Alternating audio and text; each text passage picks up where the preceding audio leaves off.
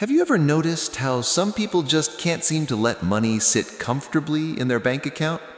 As soon as the paycheck drops, it is gone before it even gets the chance to settle.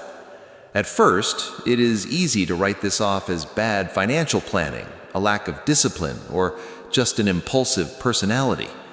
But that explanation doesn't quite land, because this isn't about not knowing how to manage numbers. It's about a nervous system that was trained by scarcity, operating in a quiet, constant state of survival. Today we're looking at the psychology and the main traits of the minds of people who grew up in poverty. For most people, money is just a tool. But when you grow up without it, the feeling of poverty can haunt you your entire life, even long after your bank account has stabilized.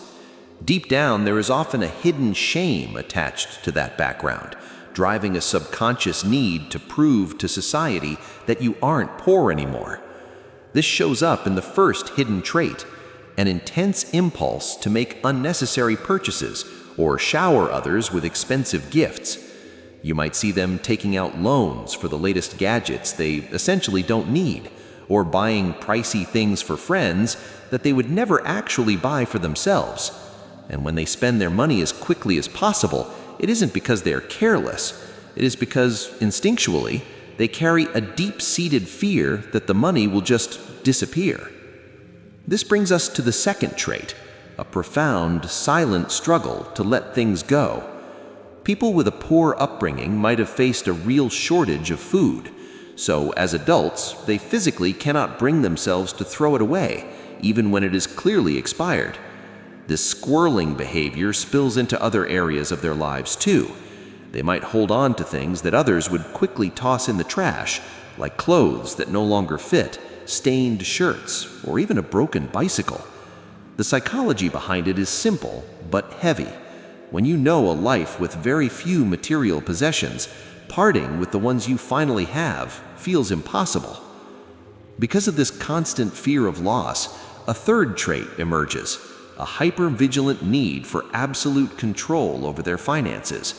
They often avoid auto payments entirely. It's not that they don't want to pay their bills, it's that they simply cannot imagine having their funds taken away without their direct knowledge.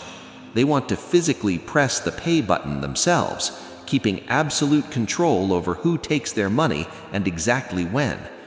There's a lingering fear that they might desperately need that cash for a sudden emergency, which is why they tend to wait and make payments at the very last minute.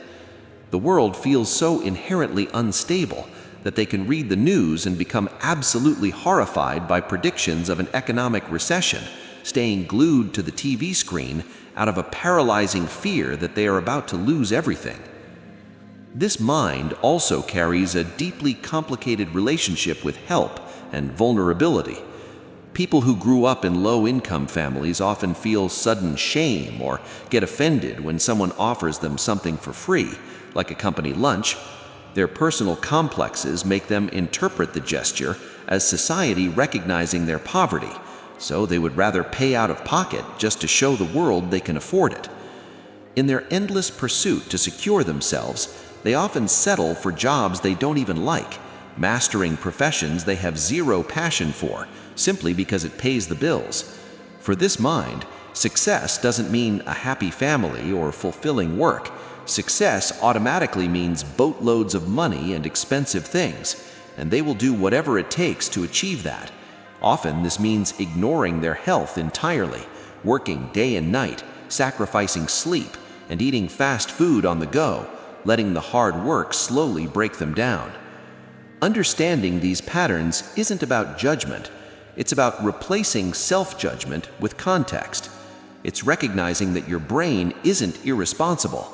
It simply learned how to survive and protect you in a world where tomorrow was never guaranteed. If this video helped you recognize yourself, you are not alone here. This channel is a space for understanding the quieter psychological patterns that shape how we think, connect, and move through the world.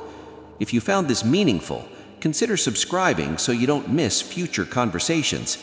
And if you grew up dealing with scarcity, drop a comment below about your own experience. Your perspective might help someone else finally feel understood. Thank you for watching.